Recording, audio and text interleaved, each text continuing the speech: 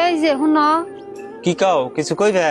কি আর কমু তোমারে, এবার করে কয়দিন বইবে খাইবে, এহেনি তো তোমার কামাই করে না দিন, টেহা পয়সা বানাই না দিন। তুমি এটা কেমন কথা কও? আমার বয়স হয়েছে প্রায় 25 বছর। আমার সামনের দিন দুনিয়ার পয়রা রয়েছে, টাকা পয়সা বানান নাগে বানামু পরবর্তী।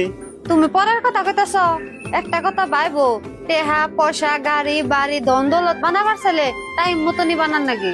টাকা পয়সা তো আমি টাইম মতোই বানামু। তুমি আর টেহা পয়সা কবে বানাইবে? এখন তোমার বাবা মা বাইসা আছে, টেহা পয়সা বাড়ি গাড়ি ধন দৌলত যদি করো তোমার বাবা মা দেখে যাহেরবো। তার জন্য তোমারে কই, এবার টাইমে তুমি টেহা পয়সা বানায়ও না, যে টাইমে তোমার ধন দৌলত টেহা পয়সা দেখুই না কোনো মানুষ থাকবো না। পায়েল, তুমি ঠিক কথাই কইছাও। আমি আসলে আগে বুঝবার পারি নাই, এখন আমি বুঝলাম।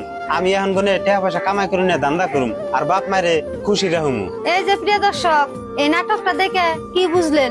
যদি কিছু বুঝে থাকেন অবশ্যই লাইক কমেন্ট শেয়ার করতে ভুলবেন না।